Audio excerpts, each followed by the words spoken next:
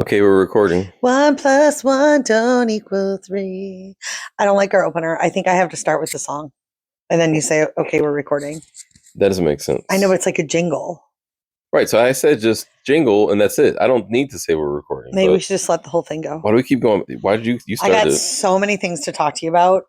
Let's just go into Do it. you want to dive right in? Just go right into it. How many do we have? Well, actually, there's just like one big one, Oh, but it's very layered. all right. So I guess we're going there. I went to the Holy Sacrifice of the Mass this morning Yep.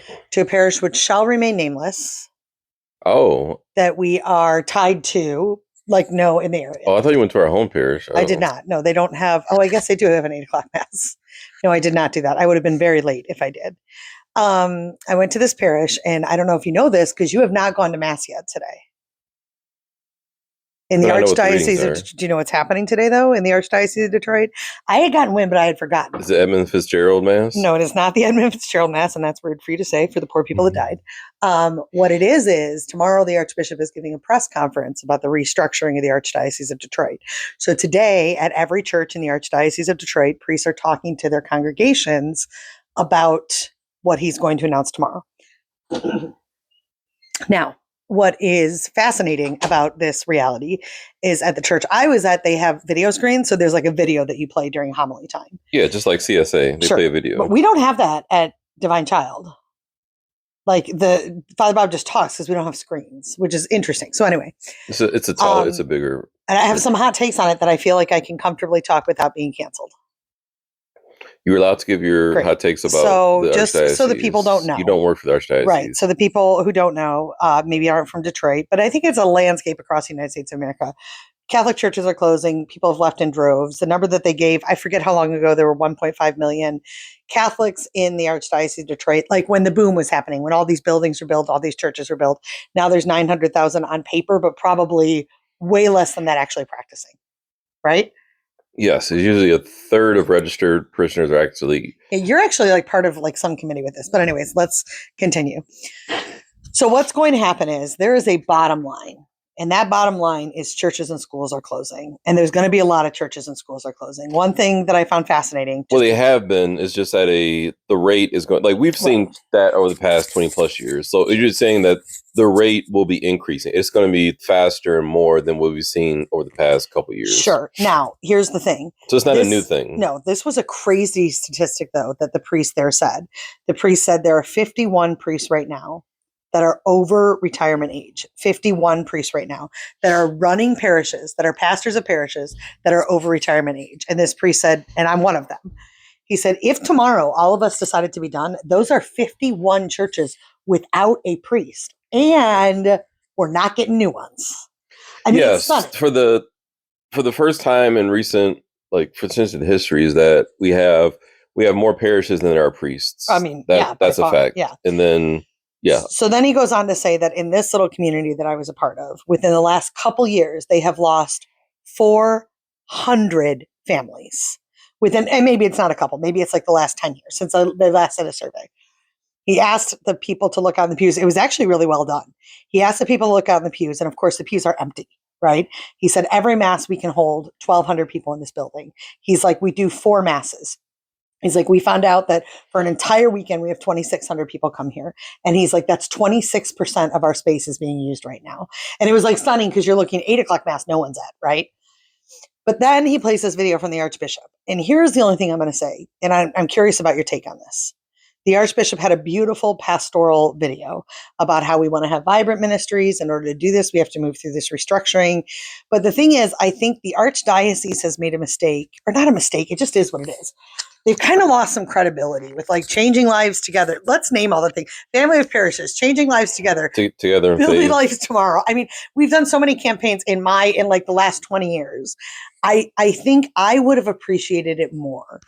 And it will never happen if the Archbishop just said, it's going to be hard. We're closing your parishes. We're going to look at numbers, how many people are, the percentage of people that you have that attend your parish. We're going to decide to keep the most vibrant places open. We're going to do this in a 9-month process. We're going to close them and keep it moving. Instead, they're doing like this priest gathering lock-in for 3 nights. And then they're doing listening sessions all in the spring where like every parish is going to have 2 listening sessions. We want to hear from the people. And like, it's just, to me, I find it to be a bit condescending. These churches are closing.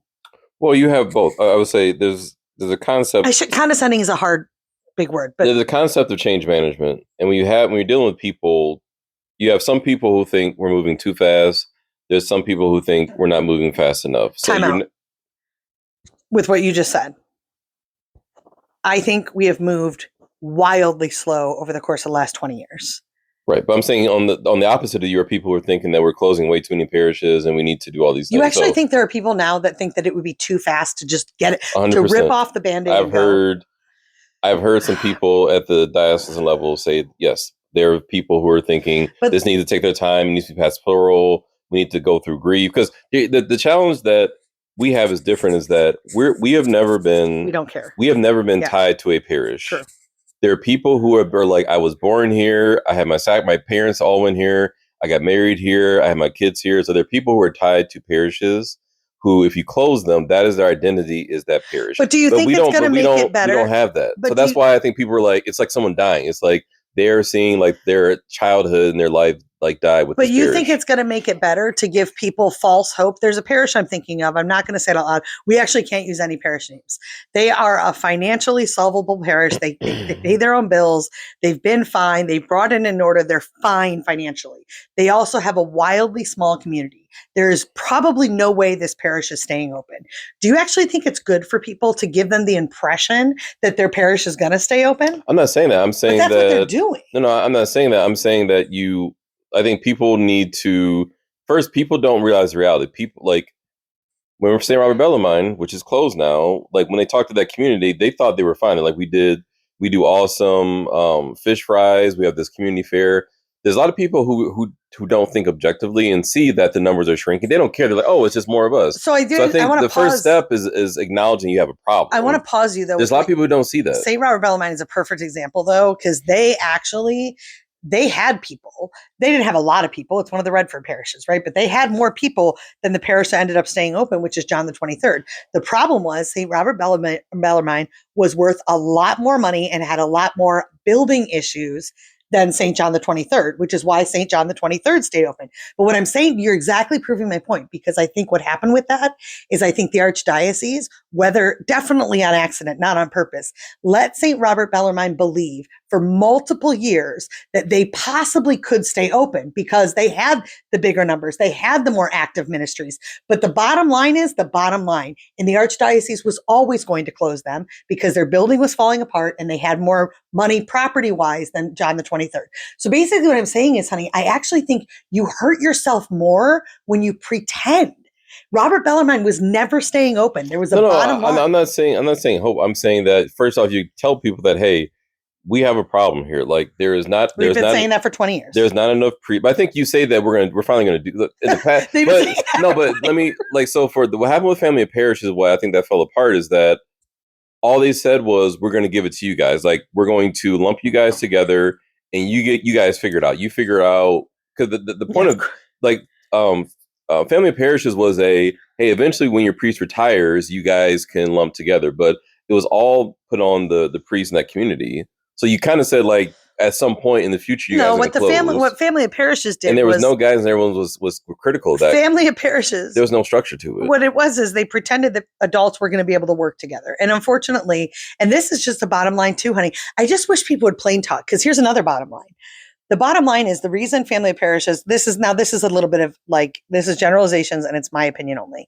People don't want to lose their job. I am never going to advocate for my parish to be closed, ever. So like, we had a situation in the Redford schools where they tried to figure out how to keep Redford schools open. The bottom line is Redford and Westland. It was regional. We talked about doing regional schools. But literally no one would do it because the schools, the administrations, the teachers, they all knew if we only keep one of these things open, 3/4 of us are losing our jobs. Right. And they weren't willing to advocate for that. Grown-ups are not willing to do the better thing, I think. No. for the sake of their own cash flow, right? You say so that's why family of parishes was always like it was, but it's more like flighty talk, like get together, figure out how to share resources. But this is different though. I think this is saying that we're like the difference is we gave all, even like remember Together in Faith or there's been so many. Which Faith one? Together or something like that. That's when they did that. That's when they did the mergers. Yeah. No, those were clusters. Remember they did the cluster partners, the clusters and the mergers, clusters. So it's still language of like we're going to figure this out. We're going to start the process. So I think this time around it's a very direct like we're actually going to do something because now we're kind of in the red zone of we don't have enough priests. And I think also it was buildings. Like the biggest problem we have is you have a lot of these buildings and they take a lot of money to upkeep. A lot of the money that goes towards contributions are going towards keeping buildings open. You have to ask a question like, is this the best use of our resources to have buildings? Well, and you brought up a really good point, and that is if Divine Child closed tomorrow, I would not care. I would move it on. There would be a march downtown. But I'm saying that you and I would not care. Like I am literally not tied to a parish. I'd find another school. There would be a protest. They'd be in the news. That's not what I'm saying, honey. My bottom line though is that I have a hard time understanding because it is not my experience. Well, you see things as very much like black and white of like once you're into something like there's just now is the truth. I'm not saying it's a negative thing. No. All I'm saying is the point that you made. The point that you made was that you and I have a hard time understanding people's connections to buildings because it's just not within our I don't care. So it's hard for me to be sympathetic. And I need to be sympathetic is what I'm saying. Yeah. Like it's hard for me to be sympathetic when I'm like, this would not affect me. It wouldn't affect my faith. I would keep moving. It will affect many people's faith. And I think they know people will leave the church. A lot of people don't. I know. It's a fact that even at DC, we know all these legacy families, they'd be crushed. Whenever they do these mergers, everyone does not come over to the new building. Like a lot of people were like, they're done. They stop coming. And what I've heard from people that are involved in leadership with this newest phase of restructuring and rethinking and just same old thing, different language, is that they really don't know which parishes and schools they're going to close. I've heard that repeatedly from people in high leaderships. Yeah, we know there's a problem. We have a timeline, but we'll have to, and that's part of I think getting priests together and talking through it. I think people have an idea, but I think it's very early. They just don't know, and I think everybody thinks maybe their parish will be the one that doesn't. But I will say, I really appreciated the priest's candor today. I appreciated that because he probably hears it so often. He's probably tired. No, but I thought it was awesome to say, look at our own parish. And also, I think we have I'll make 2 points. One is that you have priests who got into the priesthood for missionary work, and they're doing it's like they're trying to keep they're not doing the things they wanted to. So I remember I was in Archdiocesan meeting. The priest said that he said I'm just in I'm in I forgot the term he used. Essentially, just like crisis management. I'm in crisis management. They're trying to keep things open. I'm talking about mergers and closures all the time. So part of that is trying to help priests actually get back to what they like. No priest got in. Said that, no one got into the priesthood to close buildings, to fire people. That's how they got into it. So I think that's part of it is helping priests out with it. And the other part is we also have just way too many buildings. Think about Redford. Redford has 5 or 6. If you think about all the different, for the small amount of land that Redford has, we have 5 or 6 Catholic churches. Look at Livonia. Think how many churches Livonia has, and some are a mile and a half down from each other. None of them are operating in any type of capacity. And we don't have this burgeoning industry where it's just too full. So I think that's the other part of it is we need to right size and be honest about, hey, if you're willing, I think it's the Walmart right rule. Right size is the language, yeah. If you're willing to drive 5 miles to get to Walmart, you're willing to drive also that to go to church. So we've also kind of set up a thing where people are used to driving a mile and a half. It's no, some people may need to drive more. Right. That's part of it. It's just going to be a tough time. Somebody did say too, I thought this was a really interesting point. The Archbishop Vigneron and Archbishop Weisenberger have both been very clear that the heart of their priests is on their mind, the mental wellness, the spiritual wellness of their priests. But I was talking to a lay ecclesial minister who works for the church, and she's like, I love that we just keep talking about how to make sure our priests are okay. And she's like, I got bills to pay. She's like, priests are going to be fine. They have roofs over their heads. They have insurance. They have, you know what I mean? So it's all of this, are our priests okay? And by the way, I want our priests to be okay. This is not to say that, but another, I think, facade that we've allowed to stay in place is that all these lay ecclesial ministers can keep their jobs. Can you explain what that means? Anybody that works for the church is not a religious or a priest. A lot of them are going to lose their So jobs. your parish secretary, your DREs, Right. like those are all Youth ministers, youth I mean, past ministers. Christian service coordinators, all these people, they're going to lose their jobs. And here's what I've said, and this is my tension. I've always had this tension.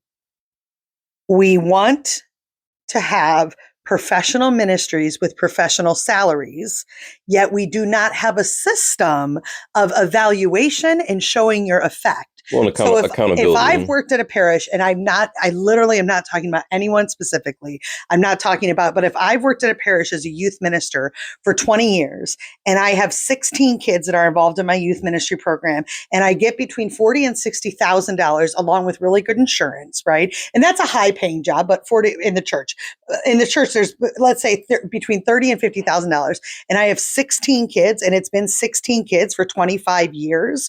You can't, out of one half of your mouth, say, I want this ministry to be professional. On the second half, be like, numbers don't matter. It's not about the numbers. It's about planting seeds. Well, no, it's the 99 and the 1. Yeah, not if you're being paid. That's fine. But if you're being paid, you got to show results. Sheep. Like, well, that one sheep can go down the street to the other parish. And I'm telling you, if you're being paid, you got to show results, and you got to make sure people see your results. And so, I think it's scapegoats. They're allowed to say, well, hey, people aren't Catholic anymore. Right, but that's fine. Then that we don't have a need to have, like you're saying, we don't have a need to have 8 Christian service coordinators in the city of Redford. I'm making this up. That's not the case. But if one Christian service coordinator can rally people because 8 are not doing their jobs effectively, then that's what we need to do. Like DRE programs that have like 4 or 5 kids. I mean, I don't know about this stuff anymore. And so, but to my original point, I understand that we keep talking about the health of the priest. If I've worked for the church for 30 years, and because of all the things you just talked about, I have stopped getting young people involved in my programming, there's a good chance I'm going to lose my job. Well, because the challenge we have is that it's a profession that doesn't have like a career path. Right. So if you get into one of these jobs, you're in that job until you decide to retire. Well, unless you want to switch to a different job, but like in like the develop, because in my world, like there's conference, there's all these different development opportunities, YouTube, like there's all these different things I can do to get better at my job. And many of these jobs is kind of, you get comfortable. I think you can get better. I think it's complacent. Really, it's very difficult to be like, and also it's very hard to affect change because let's say I put together some kick butt programs. The ultimate result you want is see like more butts in the seats. Right. But there's way more dynamics involved where it may take years to see that change. So eventually I think some people are just like, I've done all I can, but I'm not seeing the results. So why do I need to put all the effort in and tire myself out if no one's still showing up? Well, but this becomes then the challenge with, and it's my world, so I'm criticizing my own world, like I understand it. It becomes the challenge in general with paid professional ministry. And I mean it. Like one thing at Divine Child that we do this thing called the Religious Perception Survey of our student community, right? Because what the Religious Perception Survey does, it's an evaluation tool that says, does having 2 full-time campus ministers make an actual effect on kids' lives? And I've told you this. I just looked at the data from this year and 2 years ago. Our mass attendance, self-reported students going to mass weekly versus just whenever they feel like it, has jumped 10%. Our students saying that they want a relationship with God has jumped over 10%. Yeah. Like that's how you say it's worth it to invest in these 2. How often do we do that at the parish level? Right? But if you're not doing that, how do you justify all these salaries? But the bottom line is, this process is going to mean people are going to lose their jobs. This process means that parishes are going to close. It all needs to be done. My only question is, shouldn't we just plain speak and do it versus giving people the Robert Bellarmine idea that you're going to stay open when you're not? No, it's not about the idea of staying open. It's listening sessions. I think it's walking through the stages of grief of saying, if you just come in there and told someone, hey, like, we're going to close your parish next week. You were like, okay, I think it takes people a lot to process. There's a lot of feelings. So I think you say, hey, there's a good chance that your parish might close. We're going to take you through this process. Okay, you're going to close. It's going to happen like in 6 months to a year. and we're gonna do like the final mass, the final dinners. We're gonna have like no, that makes sense to me. A goodbye party. Yeah, I'm not saying you need to that. close these parishes in 9 months. I'm saying that you should just say who's getting closed. But you understand what I'm saying about these listening sessions. The listening sessions, in my opinion, are a bad idea. You are telling people that you're listening to them, but you're actually not, because everybody's going to come to these sessions saying, here are the reasons you should keep my parish. No, I think the listening session should not be about how to keep your parish open. The listening session should be about like, hey, as we think about closing your parish, like, what is it that you need to go through this? Like, and maybe that's what they will what be. resources do you need? Like, what do you need? I don't think it should be about because they're going to. I'm saying they're going to. Every single parish is going to have multiple listening sessions, which is going to be like hundreds of them. Right. But I think it should be okay. Like, how do we guide people through this? Not about like justify why your parish. Why then it's manipulative. That. You're not actually listening to anybody. You're going in there to try to ease a blow. Like that's what I'm saying. But sometimes you have to. That's why I use the word condescending, because I find it to be condescending. It's only condescending if you're not upfront with your intent. Okay, so that's if you're saying, and you don't know, and I don't know. I'm saying what I would. I'm saying what I would do. If the plan is to go in and for the parishes that they know are on the bubble, and there are parishes that are going to be on the bubble, like you could go one way or the other. If they start their listening session by saying, "Listen, there's a good chance this is going to be one of the parishes to close," that I would have no beef with that at all. I highly doubt that. What was it? Remember the parish that had the school. And they closed the school. Yes. What was it? Was it St. John? It wasn't John I don't want to name places here, but I know what you're talking about. There was one downriver. So I think that was the false hope where the diocese. It wasn't downriver. It was, but yeah. It was around here somewhere where they essentially said, well, they gave them a criteria. Yes. If you raise this much money, if you get enrollments. Yep. And then they did all that and they closed it anyway. Exactly. And it was in the news and everyone got frustrated by it. Exactly. So the community hustled. The community hustled to keep their school open. Yeah, to get enrollments. And then they did it. And then they said, sorry, it actually still needs to close. Yeah. This is exactly my fear. But that's false hope. And that's when you really make people mad. I wish we could just level leave the church. I actually felt, like I said, the pastor, and then we can move on. The pastor this morning was awesome because he leveled with people and he didn't talk about other parishes. He said, in this parish, we have lost 400 families. In this parish, we're operating at a 26% capacity. In this parish, I am a retired priest. If I quit tomorrow, there is no priest here. We are in crisis. But just so few people are willing to have that hard conversation. We're not replacing priests. Like when priests die or like they're gone. I mean, we just gotta close places. I've been saying it for years and years and years and years, but it is easy for me to say because I have no emotional attachment. There is not a parish in this diocese that could close that I would feel sad about. I'm dead serious. I just don't. I mean, great. Like, well, that goes back to the building. I mean, I think it goes back to like that's a good thing about having priests rotate because you realize that it's about the community and not. They did not talk about that this morning. I did hear a rumor that I don't know if it's still rumor, that in 2 or 3 years, every priest is moving. No one is staying where they are. Have you heard that rumor? No, you probably can't say because you're actually in actual meetings. I've only heard rumors. That's a very smart idea if they do it. Well, it should always be that way. I think it's smart when they move priests around because it stinks if you have a good priest. Well, think about OGC, like moving, like when Father John Ricardo left, like I think it behooves you to move the priests around so that everyone doesn't get tied down to like, I go to this church because of this priest. It's like, that's not the We've allowed it for too long. Or like I said, I was talking to a couple people. Or like it shouldn't be, I'm Catholic because I go to this parish, I go to this building like that. So I think that's where we've done a really poor job with that. I'm like, if you're, and again, this is the kind of stuff that gets me canceled. But if you're like, if my parish closed, then I'm no longer worshiping in the Catholic Church. To me though, but to me, it's like, bye, you never understood it. We've done a really bad job with you. I hope we get you back in the future, but I'm not going to extend something for 3 years to try to keep you in a false idea of what the church is. Well, the church has, if you're ready to leave because your parish is closing, you do not know what it means to be Catholic. You were never catechized. Well, I think that's the tying. Says me. That's why I'm not in pastoral ministry. Well, I think that gets people in their feelings of they had a bad experience. So it's like, I'm not going back to this restaurant because I had this bad experience. I think I had a bad experience where they closed my parish, got really upset, and like I left the faith. Or like I had a bad experience, like why people don't give. Like, well, I don't support the church in this. Giving, I understand a little more. Or like I had a bad, like I think it's just people tie, I don't say the faith is cold. I think it gets you more like cultural or like I have the ability to come and go because I had a bad experience. So I didn't like that they did that. I didn't like that they closed my school. So I got upset with them. So I'm not going to support that. So I think it's tying it to like the AOD and people. Yes. But when it comes to actual like what it means to be Catholic. That's such a silly idea.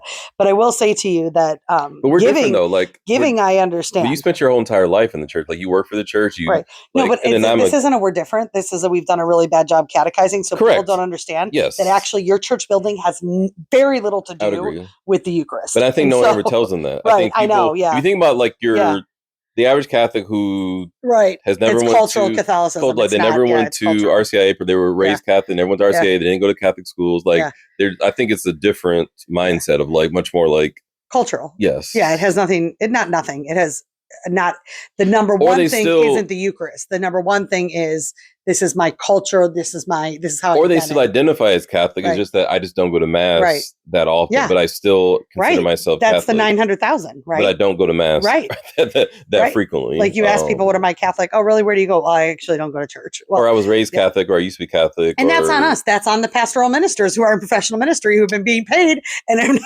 anyways. Well, that's always been my pet peeve is the outreach of like you should know, like it's the shepherd knows, they know my voice. Like to me, you should know every single.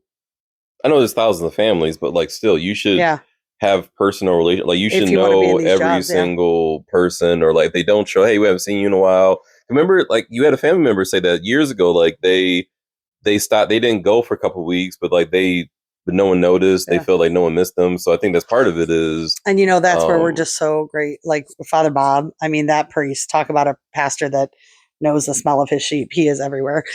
Giving, I just really quick, and then we can move on to a different topic because this is ad nauseum. If people don't care about church, it's not going to be fun. But most people who listen to our podcast, most people that do. And people that's why I hate the church. That's why I hate Catholics. I will tell you, tithing, I completely understand.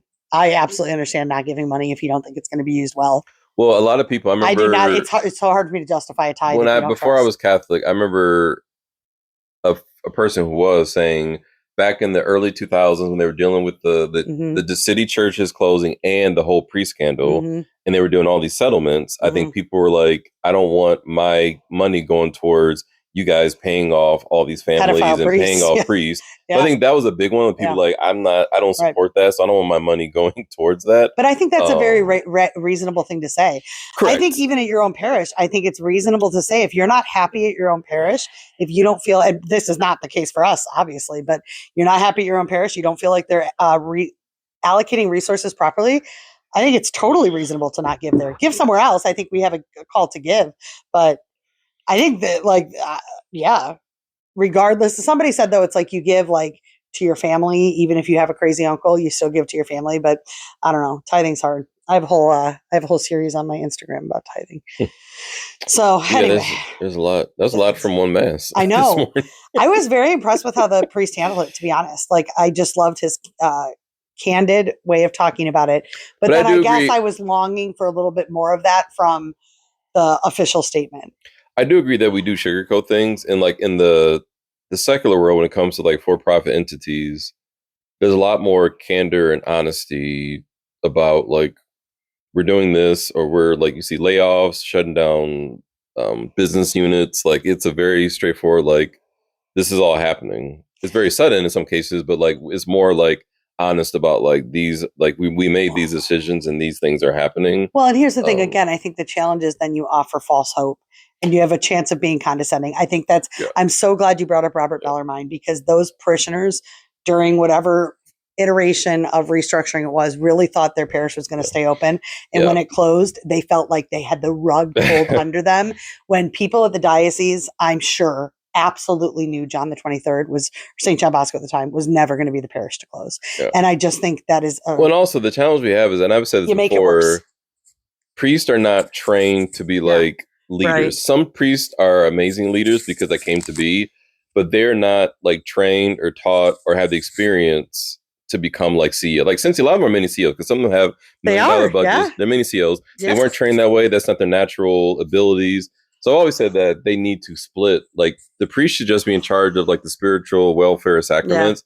And you have like an actual like leader who's like the CEO or COO of the building to handle staff and all that. So part of that is I think priests are equipped to provide that message. But I think the natural inclination, not to lie, but like you want to be nice to people, you kind of mislead them, but it's just a natural inclination. Like I want to protect you from telling you the truth, but then when you pull out the rug, you knew the whole time. Well, and They're mad it at goes you. back to even the Benedict option of we're going to have a smaller church. And I was just thinking too this morning, like what my faith rests in, and you know, like this stuff it zero affects me, to be honest. But I'm not currently paid by the church, and that probably matters.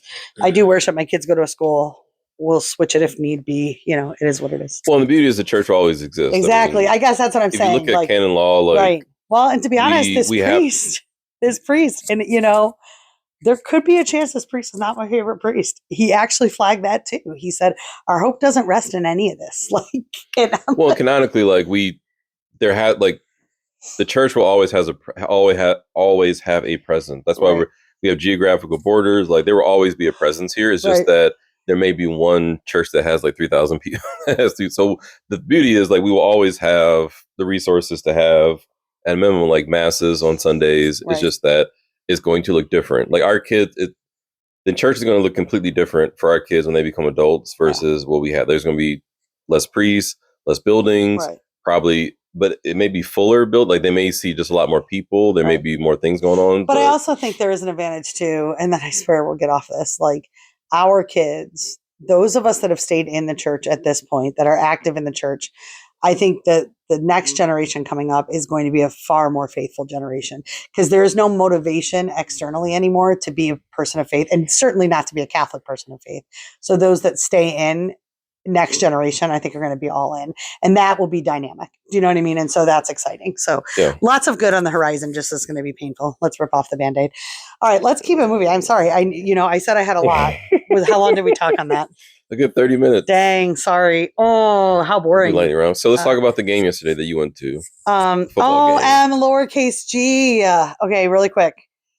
Divine Child in the semi-state champions now. We beat a game yesterday. We won district finals. Regional. No, I think it was district finals. Regional. We won district. We already won. Okay, regional finals. But regional finals are actually state quarters because there's no state quarters. Yes. Got it. Good. Okay.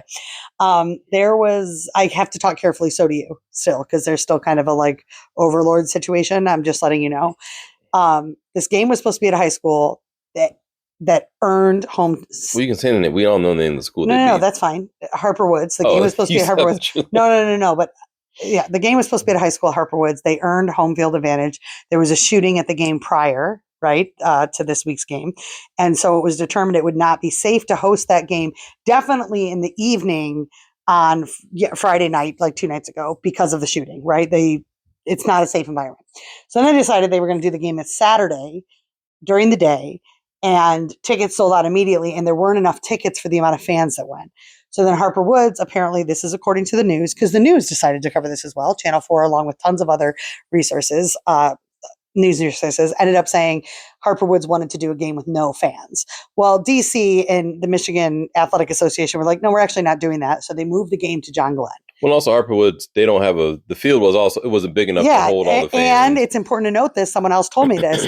No fields in the area are big enough. The city fields, unfortunately, are not big enough to host a game of this caliber, unless you're going somewhere like Cass Tech or something like that, right? Well, even Cass Tech ain't big enough. So anyway, they moved the game to John Glenn, and this week has been brutal. Which was considered a neutral site. But it was closer to DC. This week has been brutal on social media. Yeah. The Harper Woods community came out so hard against DC, against this decision of athletics, saying really, I mean, and it's not the Harper Woods community. Online keyboard warriors made things really miserable this week. It's just funny because like I'm always like, this is like a high school football game. Right. Like it's just like it shows just like sports and how like I won't say religions is up there, but like sports is just it brings out like this crazy nastiness in like grown adults. Like and these are 14 to 17-year-old children. Right. And they're like people are going back and forth at each other and like trying to brag and say all these things. But I would say that the line this week was adults. We're going to hang 40 or 50 out. Well, Harper Woods, you read that over and over again. Harper Woods had a very good season. They were beating a lot of really good team. They had a couple like five-star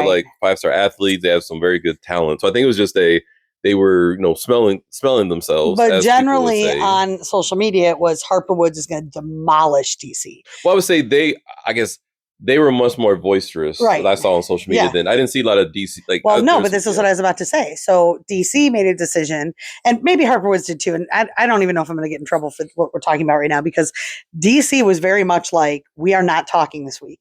Our administrator got on the PA and said, if there's any students that write anything on social media, because we're at a private school, you can say that. There's more control. Like, you may not write anything on social media. Yeah, that's what I'm saying. We were way Like, more reserved. I saw controlled. way more Yeah, control and on I the think DC the side. messaging of our coach, our head coach, was keep your nose down and grind. Like, we're just going to work this week. The distractions were at an all-time high.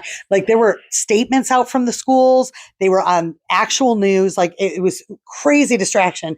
But I love so much that our head coach was like, nose down, work, just work. Yeah, just be and I think quiet. you thought it was going to be a blowout. You told me it was. Many people said, No, "Well, I didn't know.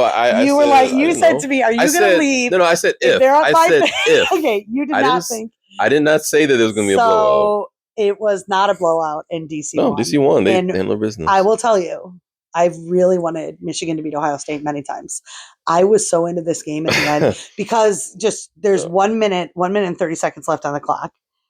Harper Woods has the ball. Anything can happen. They score, it's over. Like, at any moment, this game could be theirs. Well, the problem with high school football is very hard to understand who's actually good, because you've seen situations where like one team will blow a team out, Yeah. and then they'll get blown out the next week. Right. So it's always hard to tell how good you are. So I think now you get in the playoffs, Yeah. you can say, okay, actually this is a really good team, and yeah, we can beat other good teams. So yeah, Well, these and kids can make a they were run. really equally aligned. Poor Harper Woods. And it was a close score. Like, it was what, Harper Woods 10-6? made so many mistakes, honey. Huge mistakes. Like dropped the ball at the kickoff twice. I think we got the ball when they should have had the ball. I mean, huge mistakes, unfortunately. And so, but Divine Child won, and the boys, like, I was holding my breath because I said to somebody, I don't think I ever wanted a win so bad. Not only because I wanted it for the boys, which of course you do, not only because I want the day after Thanksgiving break off, because if we win a state championship, we get that day off, but also because I think our coach and our school administration really held a line of integrity this week when things got really ugly. And there were some racial undertones, if we're being honest. Like, things get really ugly. Well, there was some public versus private school. Yeah, there was just a lot. undertones. Yeah, no, but there was also, like, I mean, I definitely read more than enough comments about Black excellence being, what is it called? Like, squashed or hindered. And so it was, I was so proud of how our school handled it. And it was an awesome game. Awesome. Yeah. Awesome. It's just, like I said, I think it's interesting how just sports brings out just the crazy. But that's why, it's so funny. In grown adults. But that's why I said, so I didn't go to the game. Yeah. You said you weren't going because you didn't want to see. Well, that's because it was getting kind of nasty, and you've seen these things come out where, like, because I've been at CYO games. Yeah. When, like, after the games, they're yelling at the refs. Yeah. The refs are like yelling back. The parents. I mean, I've been at some DC games that, like, people start like yelling at each other, like almost fights breaking out, and it's just like, I mean, it's just, if it's tense like that, you're like, this is not even fun. It's not. That's not fun. That's not fun to be at. So I was getting live updates about it. Yeah, so I did good live updating. You did. So the next game is they play Saturday. Gibraltar and Stony Creek. No, it's a different G1. It's not Gibraltar. I'm fairly certain it is. 100% not Gibraltar. It's no, it's not. It's not Gibraltar. Oh, what is it? It doesn't matter. It's not like in Stony Creek. I did say to our friends, like, just how proud I was of, no, I said to our friends, because we know the coach quite well and his wife is the number one listener of the program. I said to one of them, I can't remember who, because it is so depressing sometimes, youth sports and sport culture, it's so cool to, like, be like, wow, like, he really did the right thing with his team and then was rewarded for it with a win. It felt good. It was very exciting. Very exciting. See everyone next Saturday at 1:00. I'm looking at the team, but it doesn't say. It just says next Saturday. Anyway, they did good. So congrats to the boys. Like I said, it's a special group of seniors. This is a special season. So I don't know if we'll be able to go to the game next Saturday because we got CYO. Let's get into that. We got a lot of basketball going on. So maybe we'll go to Ford Field. Well, if we don't have third tournament, that's the Ohio State game, right? It depends on what day. I don't know when they have it. Probably. Let's get into basketball. I can't remember the other team's name. It's like really bothering me. It's not Gibraltar. No, Gibraltar Trade Center is what you're If thinking you think about. of it, tell me. Our son made the basketball team. Yeah, you were very worried about that. Like, very worried about that. I was very worried about it, first of all. I was worried that his like self-esteem would take a hit if he didn't, which it does, and he would have been fine, and you zero worry, and it would have been fine. But I'm also really proud of him. Yeah, I mean, I cried. Let me tell you why I cried. Let me tell you why I cried. Stop giggling. That's what I just said. Sports brings out crazy stuff in grown adults. No, Go ahead. stop. I'm serious. Like a couple years ago, I was talking to some of my high school athletes, and they were like, "Miss Wilkerson, I'm telling you, your kids are not going to be able to play in high school basketball if you don't put them on an AAU team. Like they need to be on an AAU team in order to be able to play high school basketball and have coaches and be in tournaments and things like that. And we're just unwilling to do that. And so I think I did have a fear, and maybe still do, because I don't think we'll see if he plays past freshman year, that because we made decisions not to allow them, not to pour into their athletic life in grade school, that they were not going to be able to play high school athletics. And I love that he worked so hard that he's going to be able to play, you know? Yeah, I mean, when we first heard, it was like there's 40. I think we heard there was 40 kids. 40 kids trying out for 15 spots on a freshman team. Right. Did you find that high school? I'm looking right now. Okay. I think it starts with letter G. It does. That's why it's so annoying. I'm so sorry. Goodrich. So close to Gibraltar. So close. Goodrich. Okay, so sorry. Now that you know it's Goodrich. That 40 down to 15. Yeah, I thought it wasn't going to happen. You did not think he was going to make the team when you heard 40? No, when I heard 40 down to 15. Because also the challenge is I just don't know. Like you see him in the drive, right. Like, oh, he's kind of good. But you also don't know like what other kids are trying out. So you're like, right. I mean, we don't invest in him in this sort of way. So I'm so proud of him. I think it says something really cool that like you can still kind of be an old school family when it comes to athletics and your kids can still play. I had many moms, I posted on Facebook, something similar, way too dramatic, I'm sure, for your own tea, but I had comments it was like a whole reel, like it wasn't a reel, it was just a picture. A picture in like a 8-paragraph essay. No. It's my favorite picture of him when he played for the first time, and the kids were all like a foot taller than him. The big essay. No, but I did have parents like private message me and be like, "Thanks for sharing this. Like, it makes me feel like there's hope for my kids to play in high school." And we also don't know if he's going to play because he's probably not. It's 15 kids. So remember, only 5 kids can play at any time on a basketball team. So 15. He may. I say, hey, you also may just hand out some water, like be the guy that high fives everybody. By the way, the people he keeps telling the letter, he's like the high five kid, and you get to be the water boy. Or like when you do like the intros, you like standing in line, like high fiving everybody at the special handshake. You are so mean. But he made it on the team though, so I think I call that accomplishment. I'm proud of him. And also, like I said, these kids aren't. I think you care more because to me, it's in 4 years, he's graduating like he's gone. So like to me, sports is always like it's nice, but like it's not like the end all be all. Like it's not the end all be all of their existence, especially as they get in high school. It's like, bro, there's a good chance that this may be ending soon. So you should also start to think about what else goes on. So you're not putting all your eggs in like this one, which I'm glad that it's like we do take a break in the spring because it's I'm glad we don't do year-round sports. It's like then you it's like this. It's like this change though when like kids up until like John Paul still says that he's going D1 and he's gonna get what do you want to be when you grow older, like an NFL football player? There is this change that happens, I think, like in like 8th and 9th grade where you're like, oh, like that's fun, you know what I mean? But what I will say that I think Aaron, and I've referenced this gently, and I'll continue to reference it gently. He's had a harder time academically adjusting to high school. He's definitely had a harder time socially adjusting to high school. So I really wanted this win for him, and he got it, and I'm proud of him. So I'm so proud of him because he worked hard. I mean, he's worked hard. He's like, we're going to shot. He puts his elbows. I keep trying to help him out. I know. We'll help him out. He does his chicken wing thing with his all right. jump shot. Sorry we talked about church for so long. We might be done. Do you have anything really quick? We had no listener feedback, so that's good. So we're about to pick up with basketball. So we got John Paul and Malia on their team. So John Paul's got 3 days a week.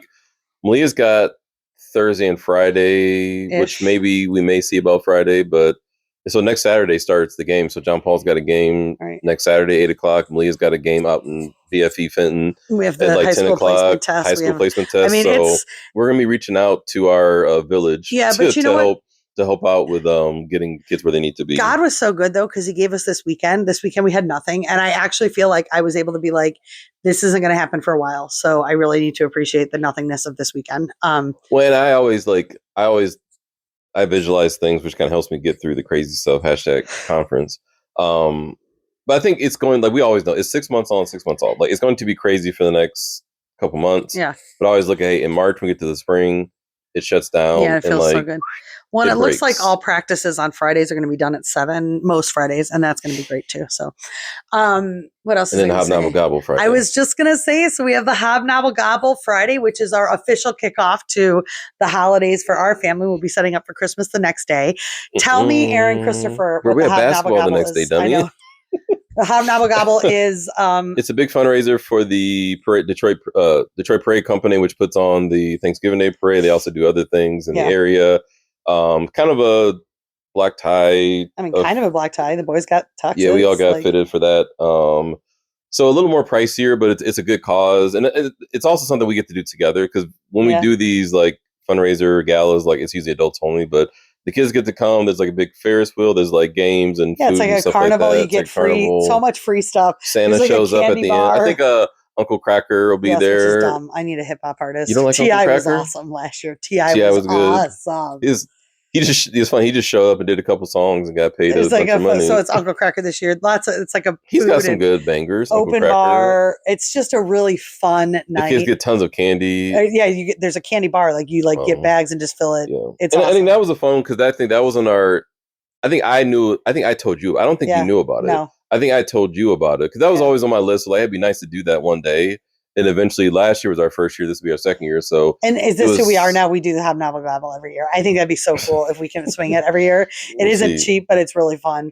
I am sad. I wanted a photographer to come and take pictures of us, and you said no, because you guys are all going to be in tuxes. Your iPhone takes just your iPhone takes just good. We just put it on the. I just thought maybe we can put it on a chair. No, that's excessive. Picture. That's very much 90s. You're all when do I have my boys in tuxes next year? Hobnobble Gobble. As you like to say, we're tapped out. We're tapped out between the basement, the Hobnobble Gobble. Oh, yeah, holidays. Basement's coming Basement's along. looking good. Yeah, it's looking good. Shower will go in this week. Floor maybe this week. We'll see.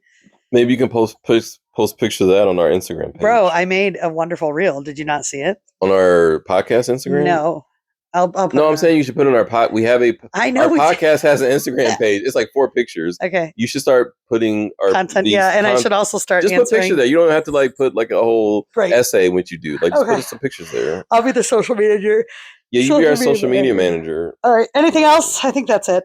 Sorry, we went a long time on the church, but it was a big topic. So you need to publish this today so that we can get ahead of the press conference tomorrow. I don't think anyone's going to know this. Weisenberger Street press conference. I don't think if you said anything, anyone would notice that. People care what the Wilkersons think about the church. What else? That's it? No, sports back in session. Hobnobble Gobble. We'll talk about Thanksgiving next week. Yep. Basement should be done in a few weeks. It's all good. All good, man. TT wow. Bye.